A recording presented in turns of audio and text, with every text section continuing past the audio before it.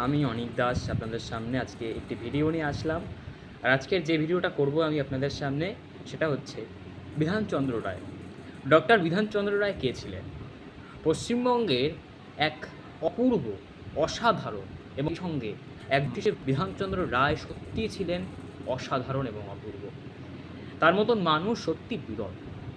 আর তিনি ছিলেন পশ্চিমবঙ্গের একজন মুখ্যমন্ত্রী। শুধুমাত্র কি মুখ্যমন্ত্রী? না, পশ্চিমবঙ্গের মুখ্যমন্ত্রীর বাইরেও তার একটা আলাদা একটা পরিচয় ছিল, যে পরিচয় তিনি মৃত্যু পর্যন্ত তার পরিচয়টা তার সঙ্গে কট্টরভাবে ছিল। তিনি ছিলেন একজন ডাক্তার, ডক্টর বিধানচন্দ্র রায়। বিধানচন্দ্র রায় নামটা শুনলেই হয়তো প্রত্যেকেই জানে যে বিধানচন্দ্র রায় রাজ্যের মুখ্যমন্ত্রী ছিলেন। কিন্তু সত্যি সত্যি বিধানচন্দ্র রায় সম্পর্কে কি আমরা জানি তিনি আদৌ কী ছিলেন? আজকে সেটাই আপনাদের সঙ্গে আমি গল্প। 1948 সাল, একদম স্বাধীনতার 1 বছর পর পশ্চিমবঙ্গের প্রথম মুখ্যমন্ত্রী হিসেবে শপথ গ্রহণ করলেন বিধানচন্দ্র রায়। না, পশ্চিমবঙ্গের প্রথম মুখ্যমন্ত্রী যদিও ছিলেন স্বাধীনতার পরে প্রফুল্লচন্দ্র ঘোষ, কিন্তু 1948 সালে তিনি দ্বিতীয় মুখ্যমন্ত্রী হিসেবে শপথ গ্রহণ করলেন। 1948 থেকে 1962 মৃত্যু পর্যন্ত ছিলেন মুখ্যমন্ত্রী। তার জন্ম এবং মৃত্যু নিয়েই একটা আশ্চর্য রয়েছে। কেন বলছি? কারণ তিনি যে তারিখে জন্মগ্রহণ করেছিলেন সেই তারিখে তার জীবনাবসান হয়েছিল, অর্থাৎ 1 জুলাই বিধানচন্দ্র রায়ের জন্ম এবং মৃত্যু দিন। ডক্টর বিধানচন্দ্র রায় পশ্চিমবঙ্গের দ্বিতীয় মুখ্যমন্ত্রী। প্রায় 15 বছর ধরে তিনি সামলেছেন রাজ্যের দায়িত্ব। একজন সামান্য ডাক্তার হয়ে অসামান্য হয়ে উঠেছিলেন এই বিধানচন্দ্র রায়। ডক্টর বিধানচন্দ্র রায় ছিলেন পশ্চিমবঙ্গের এক অসাধারণ ডাক্তার, যিনি মুখ্যমন্ত্রী থাকাকালীনও প্রায় রোগী দেখতেন।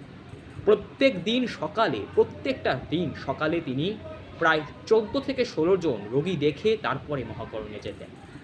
তৎকালীন বিরোধী দলনেতা জ্যোতি বসুও কিন্তু ব্যক্তিগত সম্পর্কে বিধানচন্দ্র রায়কে প্রচুর সম্মান করতেন। যদিও রাজনৈতিক লড়াইটা একদমই ছিল আলাদা, দুইটি ভিন্ন মেরুর মানুষ। বিধানচন্দ্র রায় কংগ্রেসের মুখ্যমন্ত্রী আর জ্যোতি বসু তৎকালীন বামফ্রন্টের একজন নেতা এবং তৎকালীন বামফ্রন্টের এক উজ্জ্বলতর মুখ। যে এই লড়াইয়ের মধ্য দিয়ে বিধানচন্দ্র রায় বাংলার বিভিন্ন রকমের খুঁটিনাটি নিয়ে যুদ্ধ লেগেই থাকতো রাজনৈতিক। আচ্ছা, কিন্তু তাদের ব্যক্তিগত সম্পর্ক ছিল একদমই সমুদ্র। একদিন বিধানচন্দ্র রায় জ্যোতি বসুকে ডাকে বললেন, কি হে, কোথায় যাচ্ছ? নিশ্চয়ই আমার বিরুদ্ধে এবং আমার সরকারের বিরুদ্ধে কিছু মন্দ কথা এবং নিন্দে করতে যাচ্ছ।